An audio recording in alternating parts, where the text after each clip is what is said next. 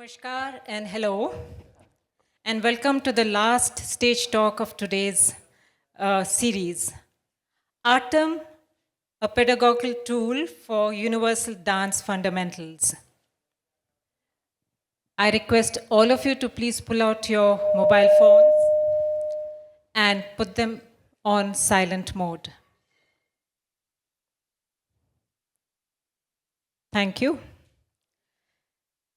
This stage talk is for people like me who have had a dream to learn dance in all seriousness, or for those who shy away thinking they have two left feet.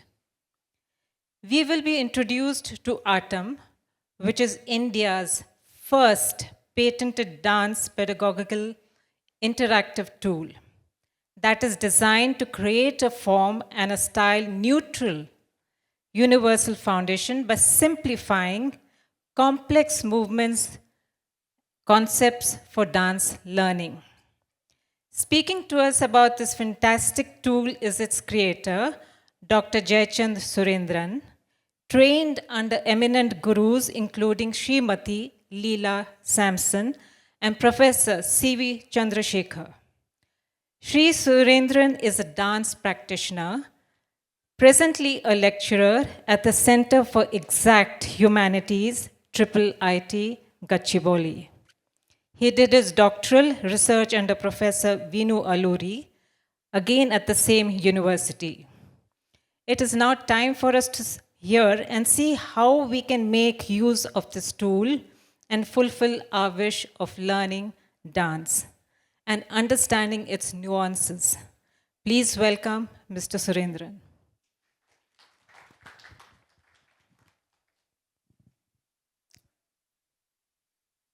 Namaskaram. It gives me immense pleasure to speak about my research and share my work to you all as a part of HLF 2026. In the audience, I have my professor, Professor Vinwaluri is with me. And as a team, we worked to get it out as a work, as a research work. ATAM, a pedagogical tool for universal dance fundamentals. The entire talk I would want to organize based on the topic itself. First, I want to speak about dance fundamentals. Then we would explore universal dance fundamentals. Then we would go to explain what is the pedagogy of teaching the universal dance fundamentals, and henceforth there was a need to invent or create a tool to teach it. So there's a four-phased approach to this talk. I wanted to learn dance, but I was taught a dance form. Can dance be taught instead of dance form? Was my primeval question which bothered me. When we use the word dance form, it refers to the established classical or folk forms, especially dance forms like Bharatanatyam, Kuchipudi, Mohiniyattam, Kathakali, Odissi. This is a story in India that you go to a dance class, and I come from a generation when there was not, in the sense, I started learning dance 45 years before. So when I went to dance class, it was just called a dance class. So as a boy from a family which has no background on dance, what they generally say is you go to a dance class, but they never taught we were not informed that we were being asked to learn something called Bharatanatyam. And after a while, so much of rigorous training in the dance form, grooving into it, practicing it, performing it. But did we understand dance was left to the dance student. This question bothers me a lot. Is there anything called the dance? Through research of training methods in India, as I told, First we are going to understand the word called fundamentals of dance. In India, it is such a case that the moment you start learning dance, it's the case mostly we are getting trained to perform. Any dance training, so forth in India, is about dance performance training. Henceforth, any training class, the day one in a class, is a kind of a entry point into the world of dance performance training pedagogy. The word pedagogy refers to a system of training methods. But what about just dance? If at all I don't want to dance in front of the audience, is it always about performativity? Is dance? I still remember a quotation from Srimati Rukmini Devi, the founder of Kalakshetra and a great doyen of dance in India, that she says one of the problems is to call music and dance as performing art, as if it is just there only to perform on stage. There is a problem here that when a child is introduced into a dance class, the day one, generally in physical traditions, a child is asked to smile and asked to look straight. At where? What? At a blank wall. Basically, to smile at a blank wall is your training. That's the day one your training starts. And indirectly, it puts a little different pressure on the child's thought as a thought bubble. And slowly, this turns little voyeuristic, and it may lead to a misleading understanding of art, especially art being performative and is body-centric, that can lead to something little twisted in the thought of a dance itself. And as a product, perhaps the student of dance might think dance revolves around his or her body. Coming down to the parent question, what is the dance? Then we slowly look back into not the modern dance techniques, but the day when you are asked to imagine a virtual audience in front of you and smile at them. What did the masters of the dance did of yesteryears was a question to me, was constantly lingering in my mind. Was the masters of the dance of yesteryears, the traditional masters were always about this? And I had to go and talk to all those masters, their practice methods. Then something we understood, they were also into a process of inducting a young mind, into the world of dance first, into the knowledge of dance first. They call it as a knowledge system. They call it as Vidya. Later, based on certain parameters, the child's body and mind is assessed, based on which this particular child would be allowed to pursue it as a career is later judged or given. Henceforth, there is a phase called schooling into dance. Then, when the serious decision has been taken that this particular child's future will be performance, then there is something called performance training. Performance training starts there.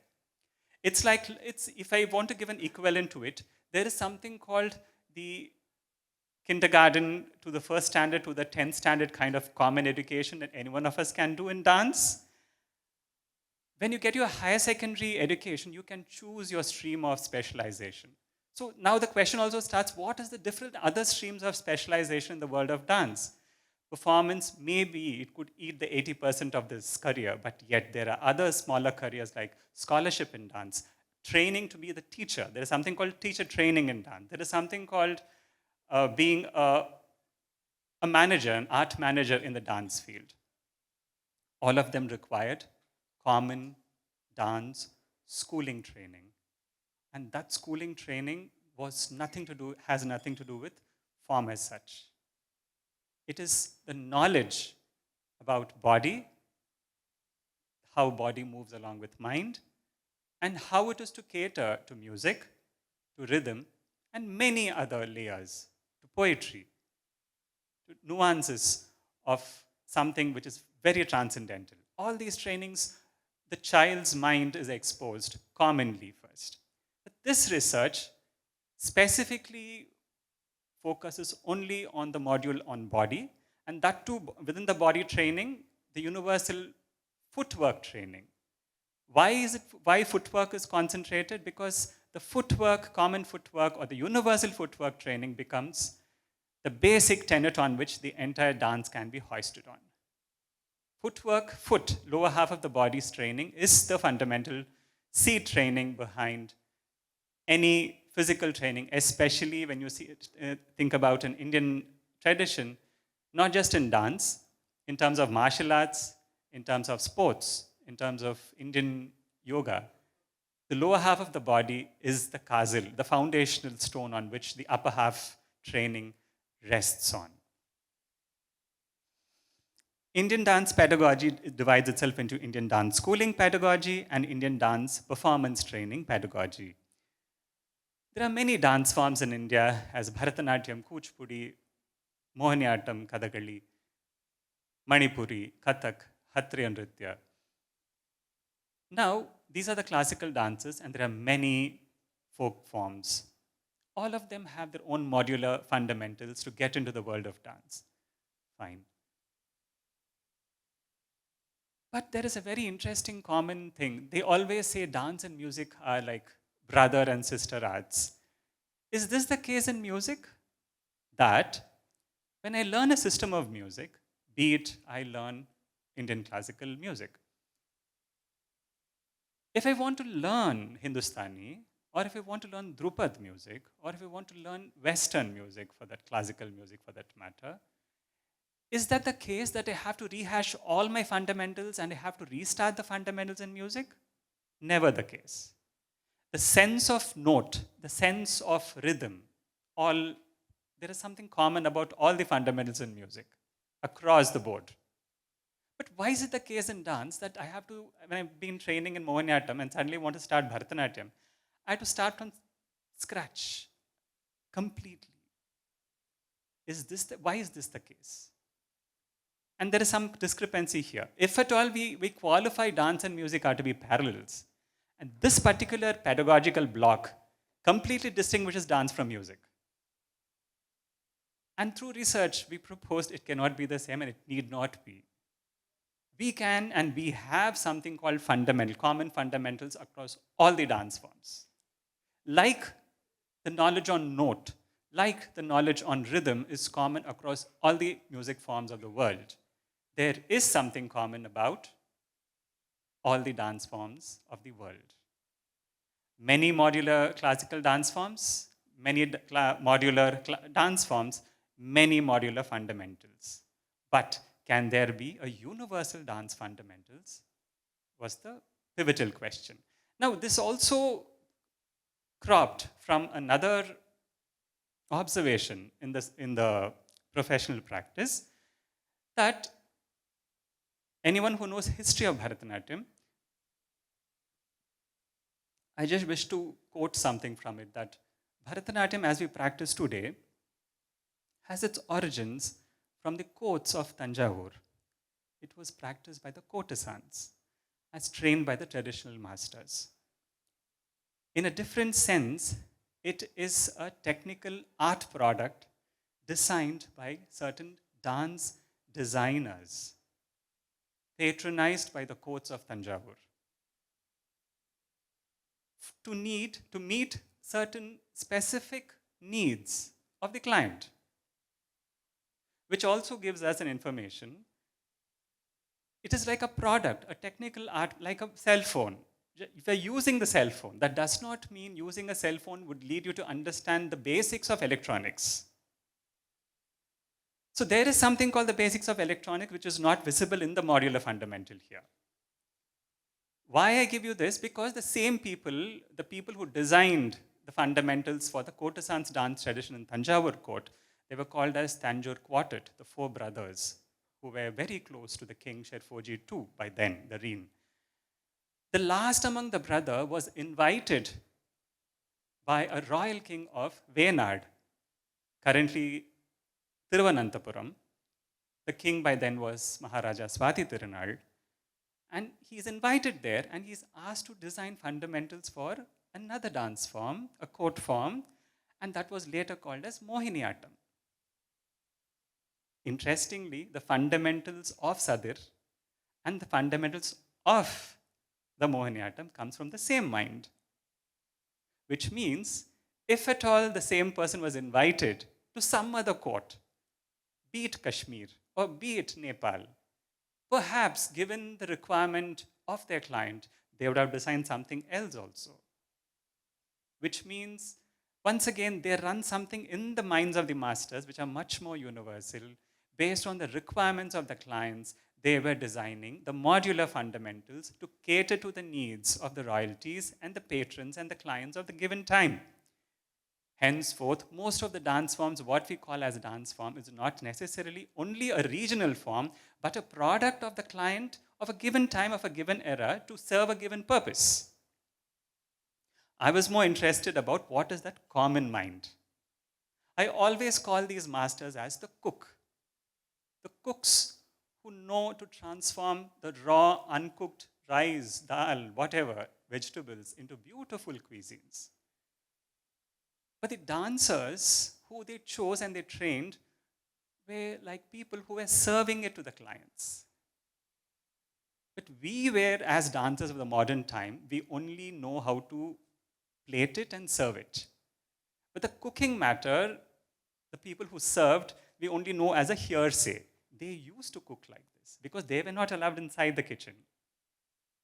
The dancers who were dancing as a front end, they were carrying the kind of finished art product. I would also parallelly give a parallel thing here, like to give a parallel, I would say these masters were like fashion designers and these artists were like models. They were draped. They were not asked to tamper the drape. They were allowed, they were given some choreography on the ramp, the music is set, the choreography of the evening is set. But there are certain areas in which they can improvise. With those improvisational skills, the fashions have to pick up their next career and next project. In that sense, there is something called fashion engineering. That is kept within the fold of the designers. It was not exposed to the models. But a very, very, very experienced model, some of them, very few of them, had the knack of understanding the fashion and its engineering. Not every model was capable of absorbing it. Henceforth, I would rather call dance forms in India are a kind of a congregations of guilds of models who carry certain patterns. There was, and still there are some a corpus of fashion design engineers behind the movement. That is much more neutral. In fact, we have to recognize there is the universals of dance there. There is something called universal dance. Given an environment, given a requirement, they would design it. A latest adaptation of dance is these masters, when they were invited to Chennai, the then Madras, by the film producers of Gemini and many other theaters, many other studios, they were able to adapt these classical dance forms into romantic 3-minute songs, 3-minute pieces, which made young dancers into overnight stars. These were the masters who were employed by the greatest L.V. Prasads and the greatest Gemini Vasants to create Maya Bazaars and the greatest of the Chandralekhas and the Padmini Ragini Lalitas of the yesteryears and the Vaijayantimala Balis and the Hema Malinis. Just 3 minutes pieces transformed a young dancer into a star. And those 3-minute pieces are essence of 1.5-hour presentation of Bharatanatyam. They knew the technique of absorbing, truncating. The same mind knows how to adapt it to screen. It was initially a 3-dimensional stage presentation. Now, how to adapt it to a flat screen? They had many other ways of adapting the movement. Now, once again, recognizing that there is something much more beyond the obvious is a given.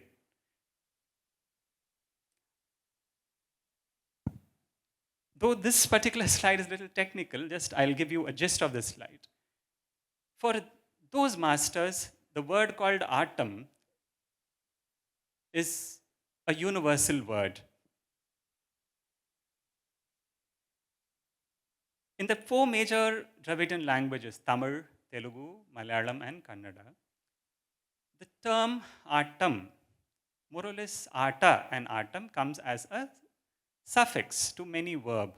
Argument's sake in Tamil, urayadal, poradal, neeradal. Urayadal is to converse, poradal uh, to kind of debate or to kind of express yourself with a revolutionary, rebellious thought. Neeradal, to wash yourself. Bombay Ata in Kannada, Chellata in Kannada. Bombay Ata is to play with a doll. Chellata is to throw a fit. In Telugu, there are many words which ends with Ata. Same in Malayalam. So you find something very interesting in the four Dravidian languages. The word Ata, Atam, is more or less used synonymous with or commonly used for games, sports, martial arts, and anything to do with common life and movement.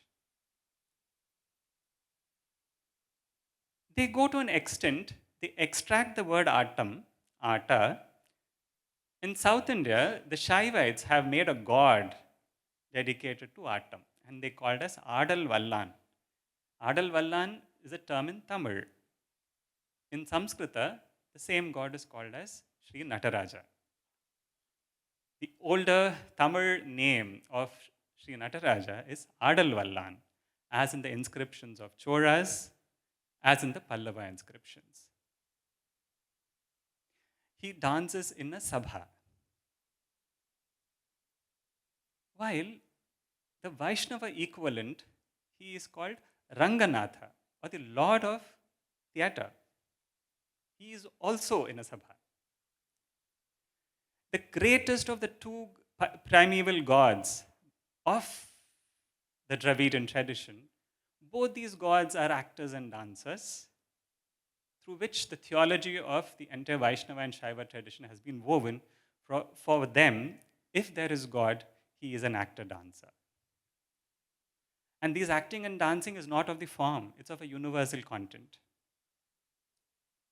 Now, though this sounds a little religious and philosophical, these people kind of reduced it and deduced universal dance material out of this. In fact, this becomes a cue to design this tool and name it as Atam.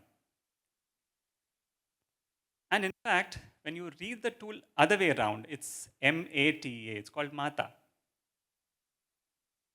The word Mata, we know in Sanskrit, it refers to mother.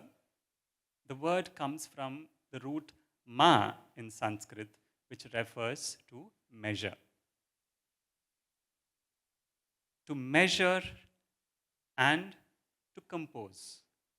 To measure and to deliver is called Mata. That's a reverse. But the forward is Ata, Atam. The idea of Atam is universal, as we just discussed. The ideology has been woven into philosophy and practice and into dance and theater by many practitioners. But in practice of Atam, it more or less becomes how to understand body in a universal sense, its movements, its range of movements. Especially, it is understood by the degree of freedom of every joint.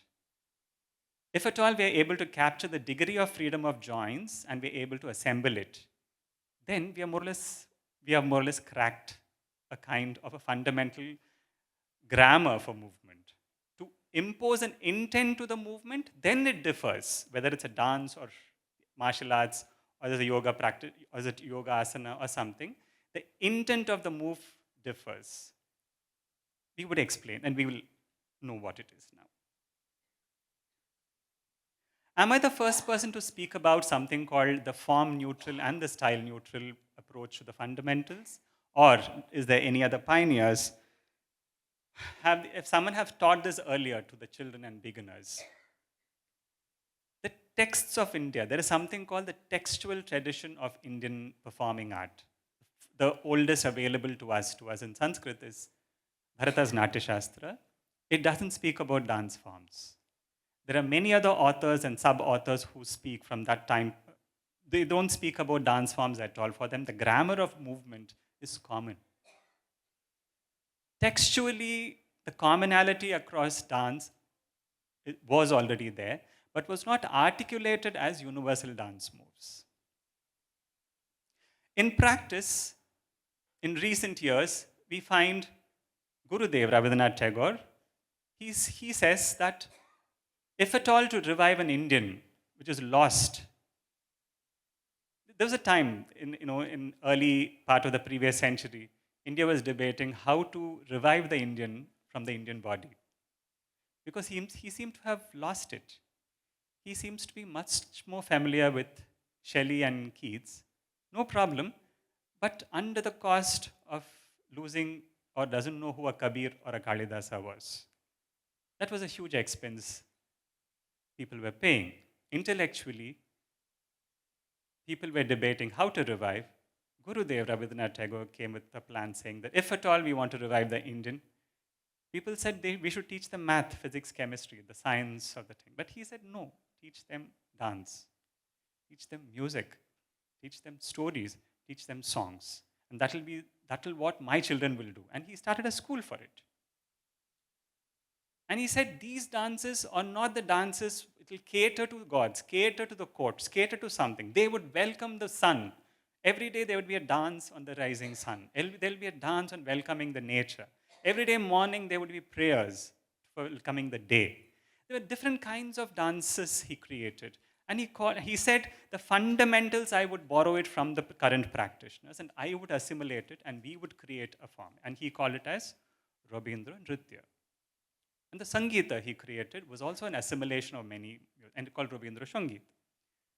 Likewise, a later pioneer in the entire exercise was Rukmini Devi in Chennai. She creates an institution, initially not planned so, but yet philosophically she wants to absorb the given fundamentals, whatever best of dance and music she found, she wanted to assimilate and want to give it back to the young body. Argument's sake, she was able to assimilate the pristine technique of ballet, Russian ballet, just imbibed into the Sadar fundamentals of the courtesans of Tanjavur. She could keep it next to the fundamentals of the Kathakali Ashans of Kerala. She made it a point that the students of her school will learn all these fundamentals. The same body will be trained in this fundamental of Sadar and also in Kathakali, also in the Kuravanji tradition, the folk dance traditions of South India, also in the Bhagavata Mela Nataka traditions of the Tanjavur, also in the folk forms of India. She was more or less trying to make the body cognize with different bomb movement vocabularies, and henceforth the body is dance literate, dance cognate. The entire research is still called as dance literacy. Learning universals of dance helps someone to become dance literate. That does not mean you're a dance expert. Defining the universals of dance. What is it? If there is something called universals of dance, what it is? It springs from one particular idea that fundamentals of a given system not necessarily falls within the system. Let me say that again. Fundamentals of a given system of knowledge not necessarily falls within the same system of knowledge. I'll give you an example. In the system of music, notes are fundamentals. Notes by itself is not music. A note by itself is not music. When it comes to arithmetic, if we know numerals are the fundamentals, zeros, ones, and twos are not math by itself. They are abstractions of realities. We have an approximation on reality. We assume something called 0 exists and 1 exists and 2 exists. Henceforth, addition exists. This also gives us a clue that fundamentals of dance perhaps may not be dance. If we search fundamentals of dance within dance, then we are only searching for a modular fundamental. Universal fundamental should be outside the system of dance. In that case, we were identifying a tradition which these dance movements were taught by many practitioners. And then we understood that dance, by and large, revolves around three major factors. One is posture, another is transitions across posture. The third factor is rhythm in transition. There is a rhythm in the transition across posture. When we speak about posture, posture is the necessary condition to induct oneself into the world of dance. Posture training by itself does not make them a great dancer. There is something called transition across postures. That is exactly where dance lies. If at all there is a professional expertise in dance, it lies what we do in between the posture. Posture is trainable, transitions are not trainable. In fact, it is so interesting, postures can be absorbed from one tradition to the other. You can even you can be inspired by another posture from another tradition of movement. But what you cannot imbibe directly is the transition. If there's a distinction between dance and sports and yoga and theater, it is not in their postures, but in the transitions across the postures. As an experiment, if we make a sportsman, a dancer, a martial artist, a yoga therapist, all of them stand in a straight line, and we ask them to lift their leg and march on a given rhythm, and we have a Kinect camera to capture their transitions, you would understand on the beat, all their postures are same. But what they did in between would never be the same because there is a training involved in it. Indirectly, a dancer's body is hardwired into the transitions of dances. While a yoga specialist's transitions are a set of yoga transitions. In that way, it becomes interesting when a dancer does yogasana, it looks like dance. The body bends like dance. As if you see, even a dancer does fitness training, it'll look like dance because the transitions are like dance. Transition is something hardwired in the body.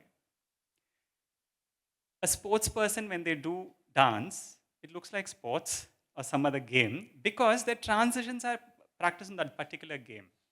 In one way, it's a very interesting, this is very similar in music also. Music does not lie in the notes. Music happens in between the notes. If you land on the note, you're still a student. It's very pedagogical, it's very training based in nature. The highest of the musicians don't touch the note at all. They build it around the note. If you touch the note, there's no magic in it. But as a pedagogical training phase, you have to touch the note every single time to ensure the technical precision of it. Indirectly, when we are speaking, there is something called Bharatanatyam. Perhaps the distinction between Bharatanatyam and Kuchipudi is not the postures, but the set of transitions, what is called as Bharatanatyam and what is called as Kuchipudi, and what is called as Mohiniyattam and what is called as Kathakali. Furthermore down, what distinguishes one set of transitions vis-a-vis other set of transitions? It's the rhythm in transition. There is an internal rhythm to the transition. These rhythms are being understood by practice, and by dividing it, one understands the rhythm in practice distinguishes one dance form vis-a-vis the other dance form.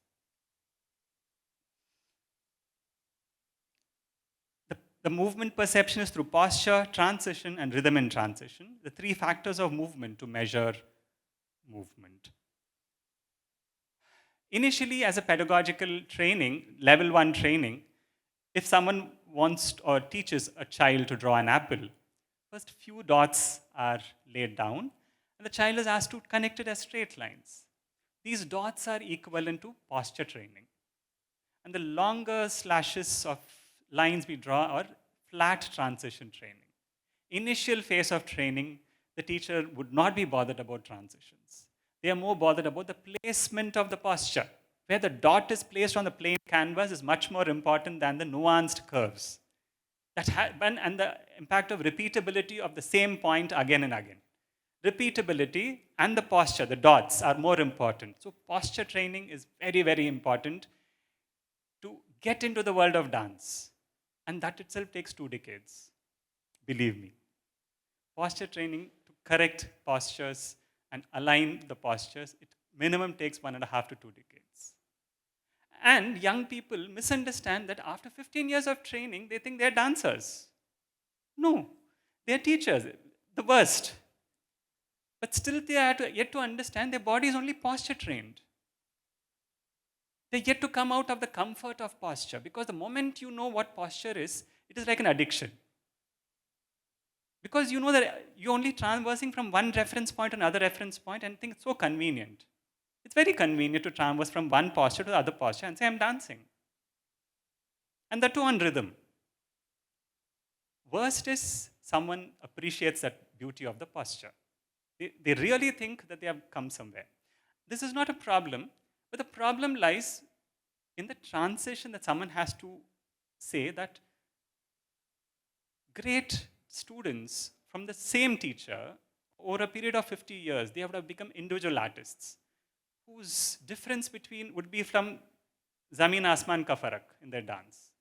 How? Because all of them are same posture trained, comes from the same school. Because life has taught them transitions. They have picked their own transition.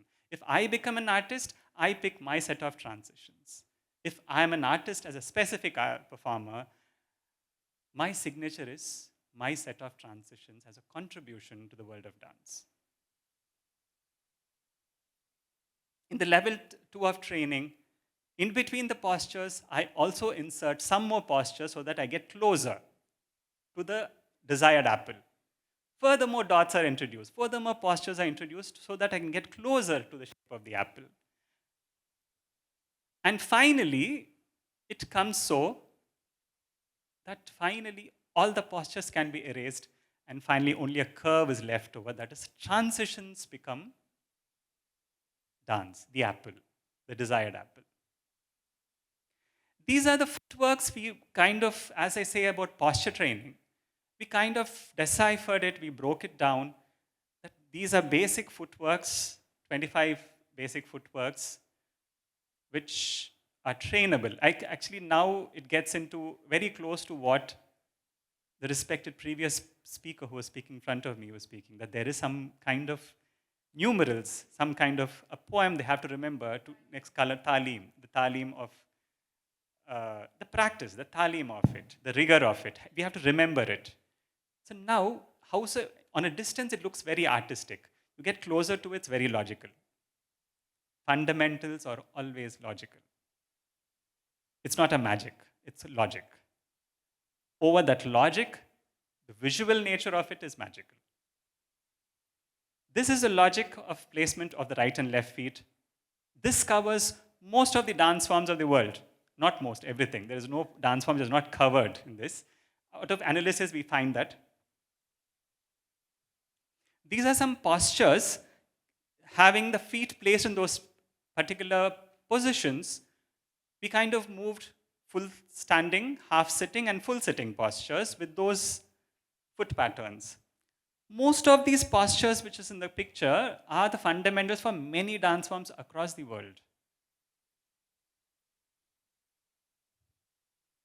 Transition training becomes important that between one posture and other posture, I can do 100 other transitions, and each one of the transition command one kind of a dance form by itself. You name a set of transitions, we get to know they are a set of a dance form.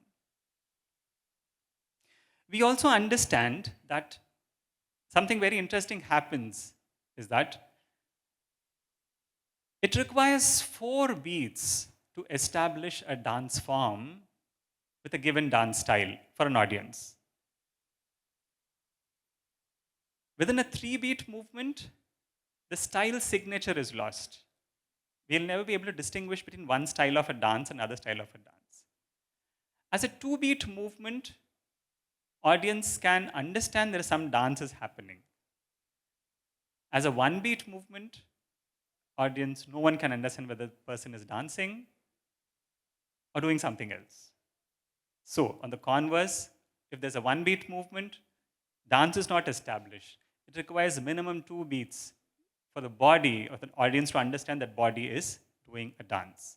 3 beats, someone can understand the dance form. It takes 4 beats movement to understand that the body is doing one specific dance form with a specific dance style. These are observational, through the rigor of observations, we understood these things.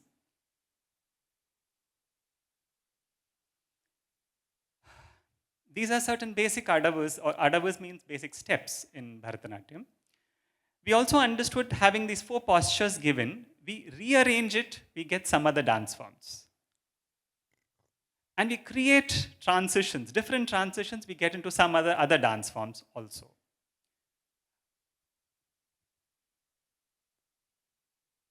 Just as an example, if this is posture 1 and this is posture 2. No, I'm fine. The general assumption is if this is posture 1, that is posture 2. If it is Bharatanatyam, I would use only my right leg to move. If it's some other dance form, though not commonly practiced in Bharatanatyam, but in Kuchipudi, it is also present. They also move the right leg. They also move the left leg to go to that posture. Argument's sake, the posture is arrived, but not through right leg, but through movement of the left leg. In the folk forms, the second posture is arrived by using both the legs.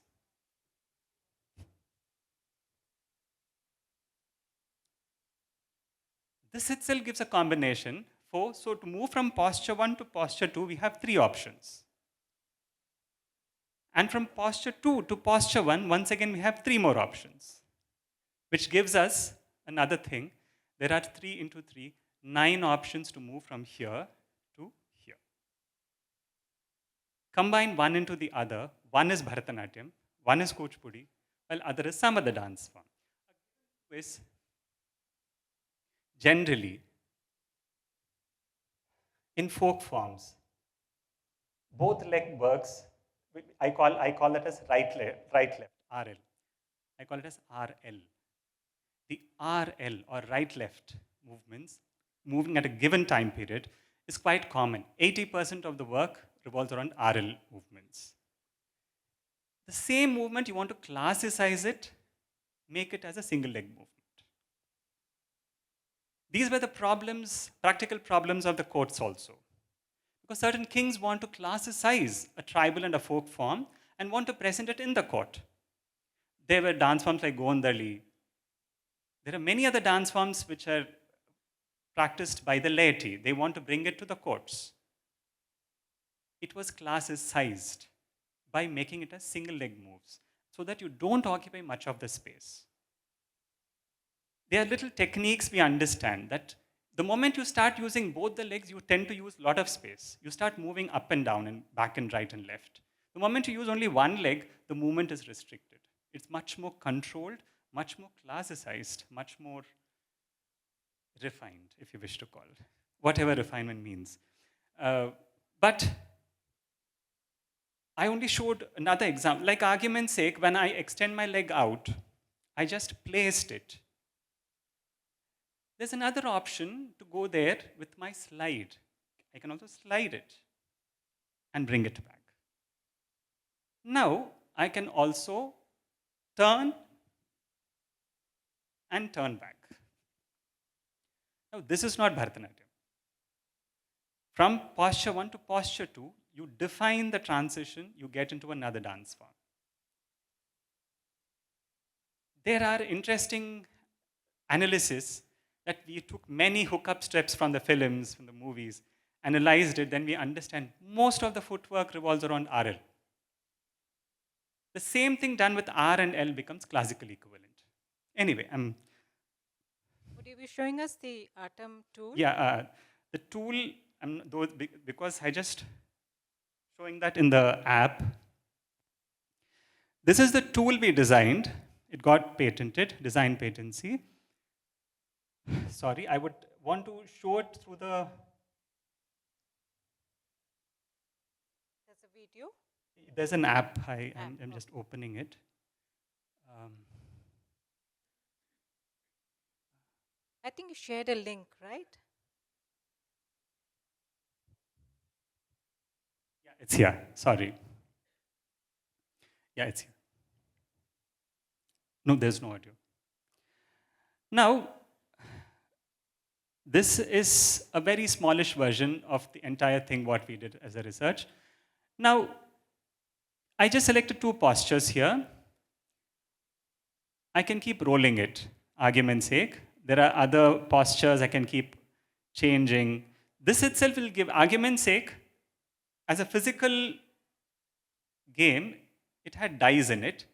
Yes, yes, please, you had a question? No. There's a physical dice in which each dice has 6 postures in it. And if I take, if we, as we ask the child how many beats we want to dance, be it a 2-beat movement or a 3-beat movement. If it's a 2-beat movement, we take 2 dice and we throw the dice. Each dice has 6 postures. So 6 posture into 6 posture, the child has already created 36 dance sequences. 6 into 6. Now, there's a second parameter being introduced there.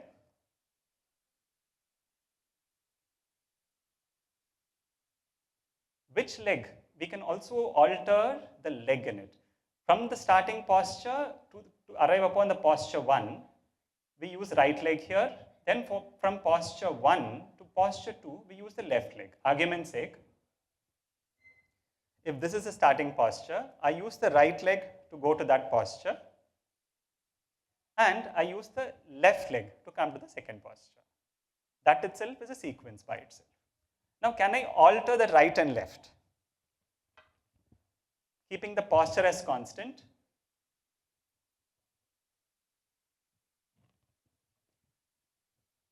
Am I audible? Very much. Keeping the posture as constant, I can keep on changing the feet work alone.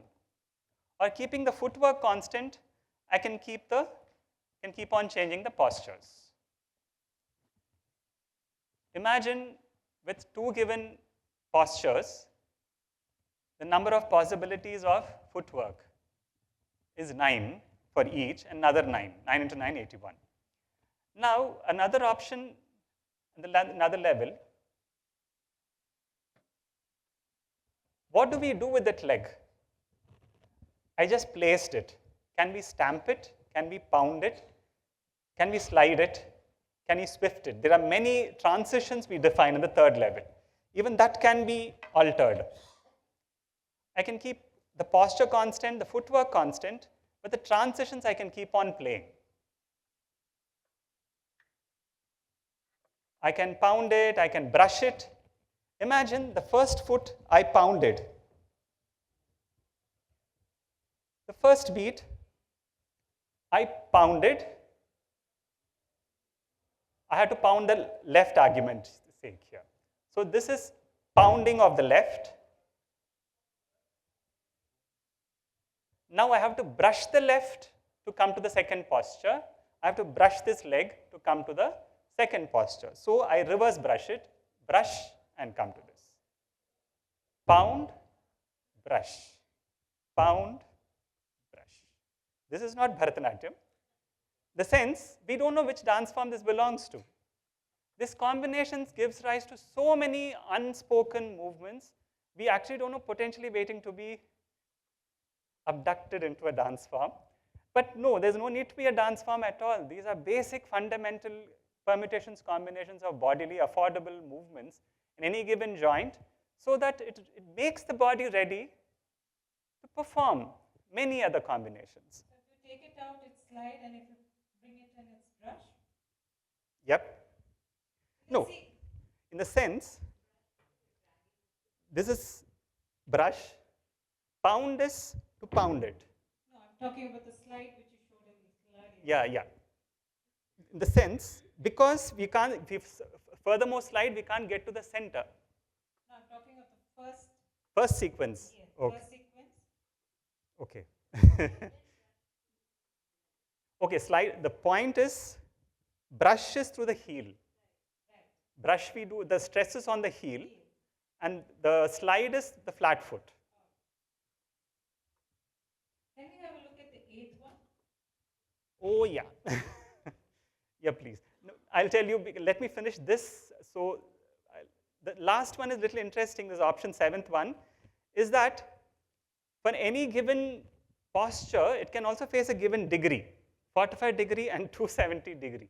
We assume this to be 0, 45, 90, 135, 180, 215, and 270, and 225, and 360. So the first posture, using the right leg I arrive upon, but I stamp it at 45 degrees. So I use my right leg. I kind of stamp it, but at 45 degree. With the second move, I have to come at 270. But I had to use my left leg to do that. I had to turn it. Now I turn, go to 270. Now this, once again, to do this, or say argument's sake, sorry, this, use my left to turn, I have to use my left to turn and go to 270. Now I do this and come to 270. Now this move is not a common move commonly practiced, but one has to keep rehearsing it. Now one interesting thing of this particular tool is that it gives rise to millions and millions and millions of options. No movement repeats itself, and a child is all by himself or herself to create those movements. And at the end of it, your musculature, the joints works. But as you asked for the eighth one, I'm not going to the even one because there's a very interesting thing about the even number ka practice. It goes into offbeat movements. Because generally when we do this part, the first part, it is on the on beat. Argument's sake, and I only do the on beat movement. It will be this, second one this. So 1, 2. What happens to this is that this is 1.5 ka posture, 2, 2.5 ka posture. Argument's sake, 1, 2, 1, 1.5, 2, 2.5. Which means within 2 beat, one has to surface through 4 postures. Each beat has half a beat in between also. So all the even things comes as a half beat movement, as an off beat.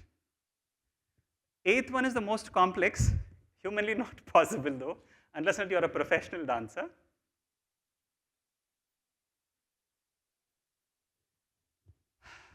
Imagine someone can come to that posture with left leg, slide 360 degrees. The second half beat, you're expected to use your right leg to pound at 180 degree in the half beat. Next first beat with the right leg, turn to 135 degree. And in the second beat, that is second beat and second half beat, left feet, brush it to 315 degrees. I mean, theoretically on the paper it's possible. Unless a professional dancer picks it up and works on it, it's not achievable. That's why this tool was also appreciated by professionals as well as teachers, that that poses a big challenge even for them. I mean, this is not easy at one level, but it's very interesting to note that many of the movements which have already been constructed in the classical dance idioms can be broken down to logical units. We can combine, recombine, use different transitions to create many potential dance forms. Waiting. And interestingly, we made studies with other dancers, even Western classical dancers. They completely agreed with the posture level. In the posture level, we are all common across the world. Only in the transitions we differ, and they also agreed that with certain transitions, we can generate other dance forms and potentially other folk forms and country dance forms of the West. This is the ATAM tool for you. ATAM, a universal movement word used by 4 major Dravidian languages. We took it to define universal dance fundamentals, broke it down into logical units, and made a tool out of it. This is ATAM tool, the universal dance fundamentals for you. Thank you. Thank you. Any questions, or can I start with one? Yours.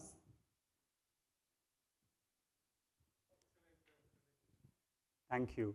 Just switch it on, please.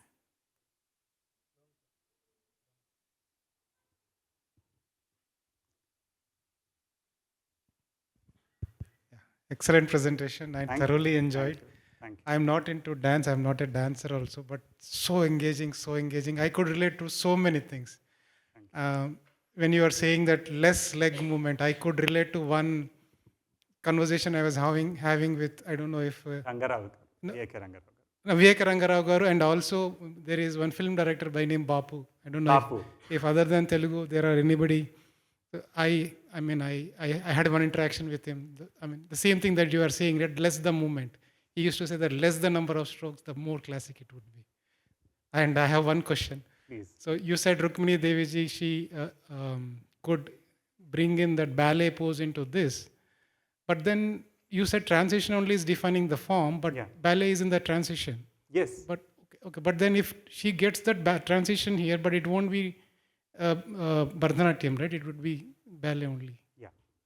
Now, if we are exposed to we are attempting to get a kind of an input from an alternative system, what do we take from the system which kind of would be able to match to us is a question. There is no need for us to absorb the formed material of ballet. We are more bothered about the grammar behind it. Poetry, written poetry, no need to, ballet is like a written poetry. You need not memorize it. There is no body memorization of a written poetry. Obviously, it's beautiful. But a very intellectual, pedagogical mind would generally think about the fundamentals from which, how this has sprung up. And that is much more universal in nature. How can I apply that to my system? The cleanliness or the kind of adherence to certain kinds of alignment from the ballet was fantastic. Perhaps not prevalently available or articulated in Indian pedagogical dance system.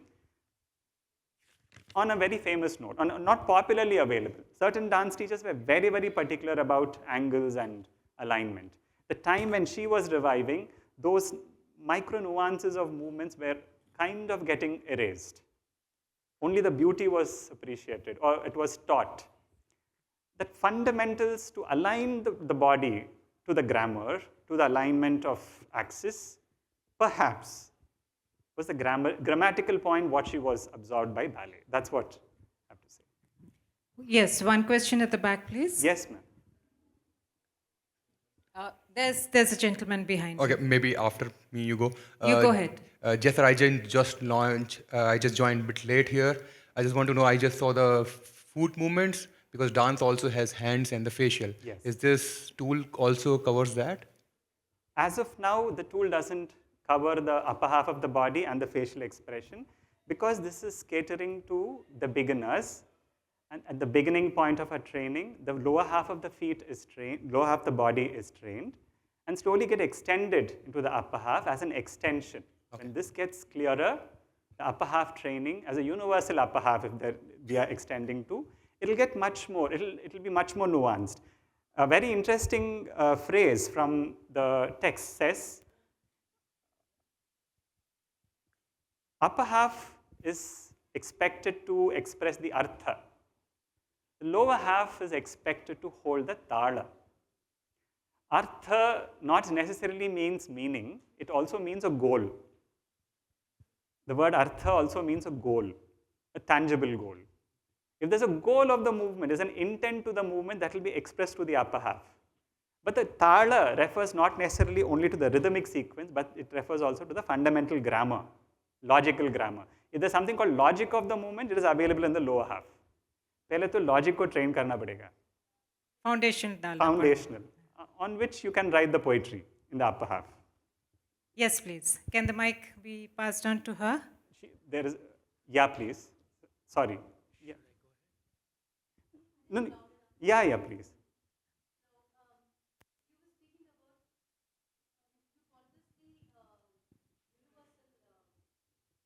dance, universal dance. Universal dance. With the The languages. quartet class. Okay.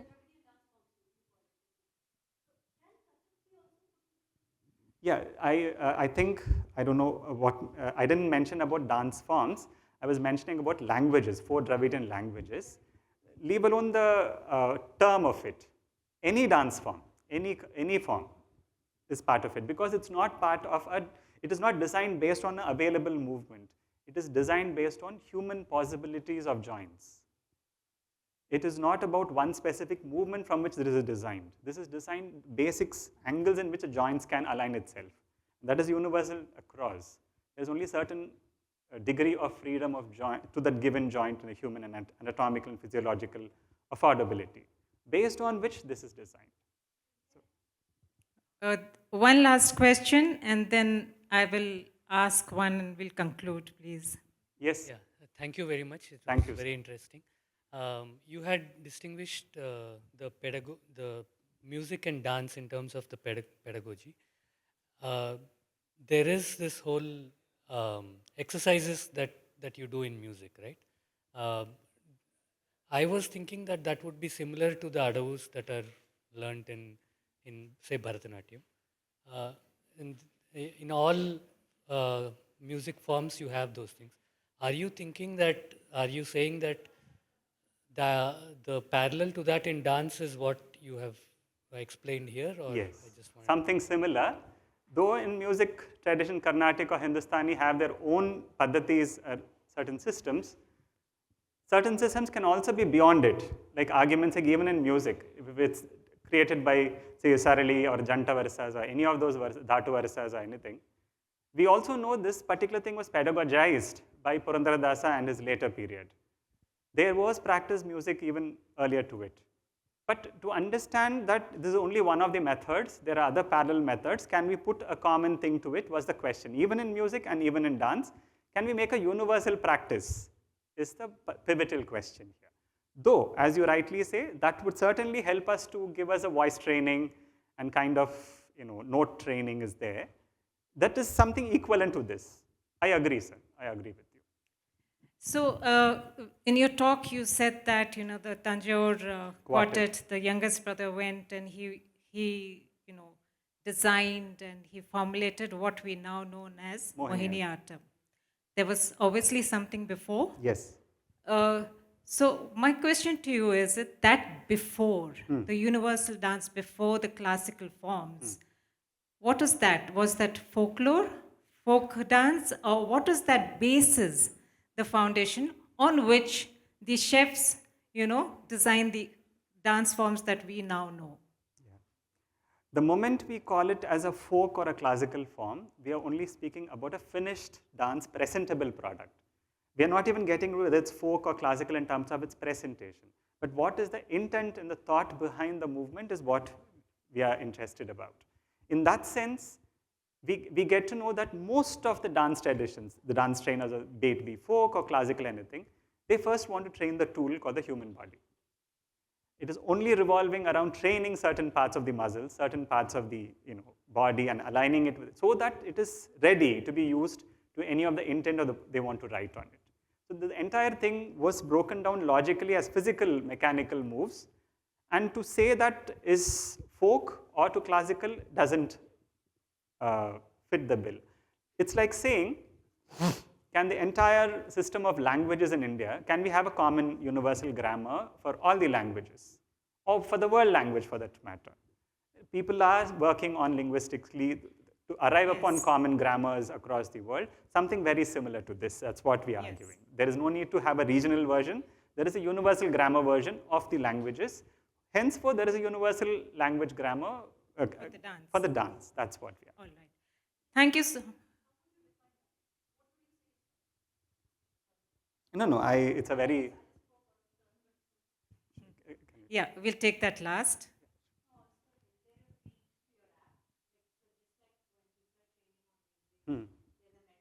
Yeah.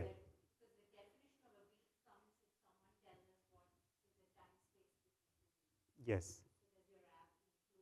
No, purposefully it doesn't include a metronome to it. No, in the sense, sorry, I mean, I would just come back to your question. Rhythm can be very harsh on a dancing body. And it can also make you feel very guilty also. No, it's as a child, you feel guilty that it's not articulated.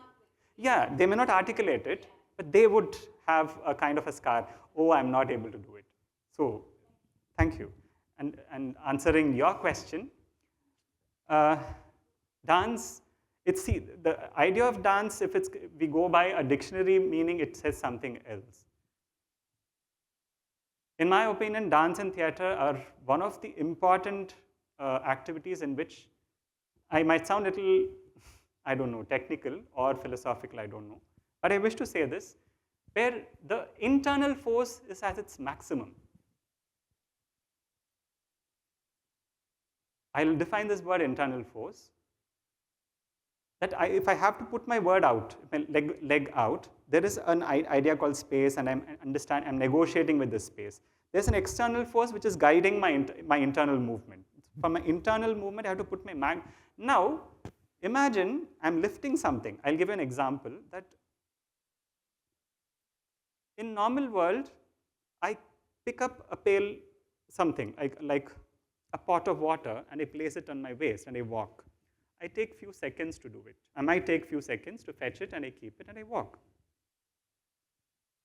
Dance and theater allows you to do the entire thing for an hour. Virtually no pot, no water. This is what we call as acting. The weight is completely internally simulated. The displacement is internally simulated. And this weight and displacement is not random. They are very logical, repeatable. You can repeat it and give the same experience to the audience again. This needs, first it needs a body alignment. Second, it needs an intent alignment. There's an intent to the movement, which makes it dance. The intent part, if it comes as a response to an external force, as I want to do that is where many other systems differ from each other. And that is, certain people write this intent to be creating a bubble within a bubble, a world within a world. That intent is what it makes dance different from an ordinary movement. Thank you so much, Surendra Garu. This really has been a very interesting. We have learned so much more. Thank you. And your showing the movements actually made it so relatable and understandable. And I hope there will be many more takers for your tool. Yeah. And maybe you can communicate with him as to how to obtain access to the tool. And if there is a subscription, then do subscribe for it. So before we give him a good round of applause, I would like to say that do come forward. We'd like to take a group photo with him. So very good, very loud round of applause for Mr. Surendran.